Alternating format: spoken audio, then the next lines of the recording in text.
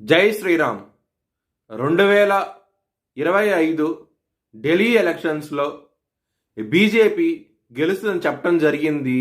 అది ఫిబ్రవరి 8వ తారీఖున ప్రూవ్ అయింది. ఆ వీడియో లింక్ అనేది డిస్క్రిప్షన్లో ఇవ్వడం జరుగుతోంది. అది నిజమా కాదా అనుకుంటే కనుక మీరు ఆ వీడియో లింక్ ఓపెన్ చేసి చూడండి. 2022 నుంచి 2025 ఫిబ్రవరి వరకు మొత్తం 16 ప్రొడిక్షన్స్ అనేవి ప్రూవన్ అయ్యాయి. దానికి సంబంధించిన వీడియో లింక్స్ అనేవి కింద డిస్క్రిప్షన్లో ఇవ్వడం జరుగుతోంది.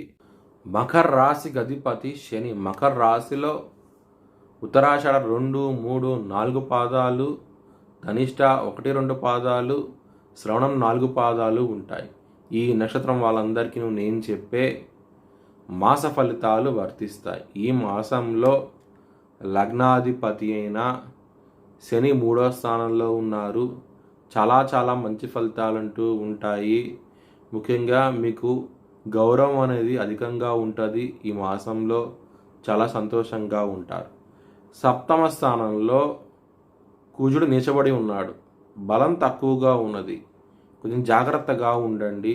ల్యాండ్స్ విషయంలోనూ అలాగే మనీ పరంగాను కొంచెం జాగ్రత్త అంటూ ఎక్కువ తీసుకోండి.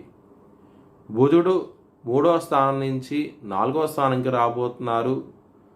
దాని మూలంగా బిజినెస్ పరంగా మంచి ఇంప్రూవ్మెంట్స్ అంటూ ఉంటాయి. మరియు మళ్ళీ బుధుడు 27వ తారీఖు నుంచి మీకు వృషభ రాశికి వస్తున్నారు. శుక్రుడు వచ్చేసి 3వ స్థానంలో ఉన్నారు. మీకు ఒక స్త్రీ మూలంగా బిజినెస్ పరంగా ఒక మంచి ప్రాజెక్ట్ రాబోతోంది. చాలా సంతోషంగా ఉంటారు. ఆ ప్రాజెక్ట్ మూలంగా మీ బిజినెస్లో మంచి లాభాలంటూ ఉంటాయి. స్టాక్ మార్కెట్లో ఎక్కువ ఇన్వెస్ట్మెంట్ చేయండి.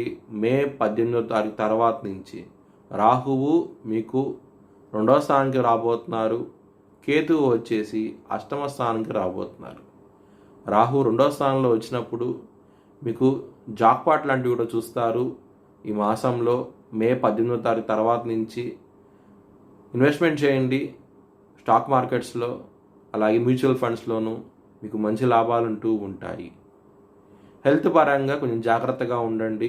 కోర్టు కేసు విషయాల్లో వ్యతిరేక తీర్పు వచ్చే అవకాశం ఎక్కువగా ఉన్నది మే 18వ తారీఖు తర్వాత నుంచి మాత్రం. హెల్త్ పరంగా చిన్న కట్స్ లాంటివి ఉంటాయి. చిన్న సర్జరీ లాంటివి జరిగే అవకాశం ఎక్కువగా ఉన్నది ఈ మాసంలో మే 18వ తారీఖు నుంచి. ఎవరికైతే జన్మ జాతకంలో దశలు అంతర్దశలు బాగోలేదో వారికి మాత్రమే ఇవి వర్తిస్తాయి. హెల్త్ పరంగా మీరు విష్ణు సహస్రం పారాయణం చేసుకోండి. ఈ మాసం అంతాను మీకు చాలా మంచి ఫలితాలంటూ ఉంటాయి. 12వ స్థానం అధిపతి అయిన గురువు మే 14వ తారీఖు నుంచి ఆయన 6వ స్థానానికి వస్తున్నారు. గురు బలం అనేది తగ్గబోతోంది. కొంచెం జాగ్రత్తగా ఉండండి. మే 14వ తారీఖు నుంచి మీరు దక్షిణామూర్తి స్తోత్రపారాయణం చేస్తే కనుక మీకు చాలా మంచి ఫలితాలంటూ ఉంటాయి. 12వ స్థానం అధిపతి 6వ స్థానంలో ఉండటం అనేది విపరీత రాజయోగం. కానీ కొంచెం ఇబ్బందులు అంటూ ఇస్తారు. సో దానికోసమే దక్షిణామూర్తి స్తోత్రపారాయణం చేయండి. మంచి ఫలితాలంటూ ఉంటాయి.